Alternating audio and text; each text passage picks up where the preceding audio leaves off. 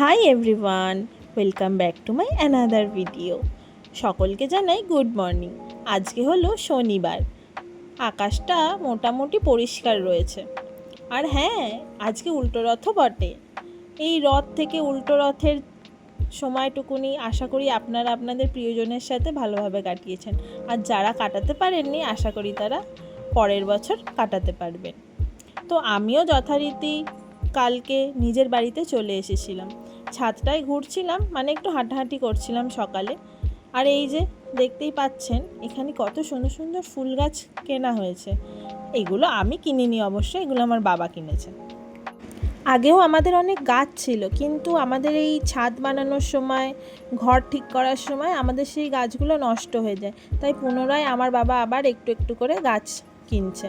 এখানে গাছগুলো কেনার পর বাবা যেমন পেরেছে কিছু জায়গার মধ্যে এগুলোকে লাগিয়েছে।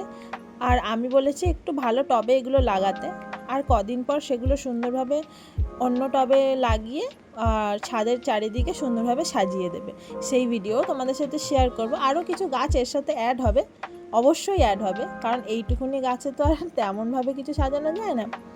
তোমরা এই গাছগুলোর মধ্যে কোনটা কী গাছ যদি চিনতে পারো কমেন্ট বক্সে জানিও। আর সকলেরই একটু আধটু গাছ লাগানো উচিত। আর সত্যি বলতে আমার পার্সোনালি এটা মতামত, মানে এটা আমার মনে হয় যে একটু কখনো চোখের সামনে উঠে, ঘুম থেকে উঠে যদি একটু গাছপালা বা সবুজ দেখি, আমার মন ভালো হয়ে যায়। আর এই যে এখানে কিছু ইনডোর প্ল্যান্টসও কিনেছে বাবা। এটা রাবার প্ল্যান্ট। আর দেখতেই পাচ্ছ, বাহ, এর মানে পাতাগুলো একদম চকচক করছে। আর এই গাছগুলোর একটাই সুবিধা হচ্ছে, তো অনেকেই তোমরা জানো, এগুলোর বেশি মানে কি বলবো, খেয়াল রাখতে হয় না, বেশি পরিচর্যার এগুলো দরকার পড়ে না। যখন মাটিটা একটু শুকিয়ে শুকিয়ে আসে, মানে জল দরকার হয়, তখন জল দিলে আবার পুনরায় ঠিক হয়ে যায়। এটা একটা পাতাবাহার গাছ। এটার লাল রঙের যেই গাছটা হয়, মানে লাল লাল পাতা, সেটা আমার খুব ভালো লাগে। তোমাদের আরেকটা জিনিস দেখাই, দেখো, এই যে পাশের বাড়িতে দেখতেই পাচ্ছ, ওরাও টবে নানান ধরনের গাছ লাগিয়েছে। আর যেটা দেখানোর জন্য তোমাদের সাথে এটা শেয়ার করছি, এই যে দেখো, ওরা একটা বেদানার গাছ লাগিয়েছে। খুব সুন্দর বেদানা হয়েছে, এখনও পাকেনি অবশ্য বেদানাটা। আর এই যে ওদের ছাদে আরও নানান রকমের গাছ লাগানো। ওদের ছাদে বেসিক্যালি একটা পুরো গোটা ছাদ বাগান টাইপের করা।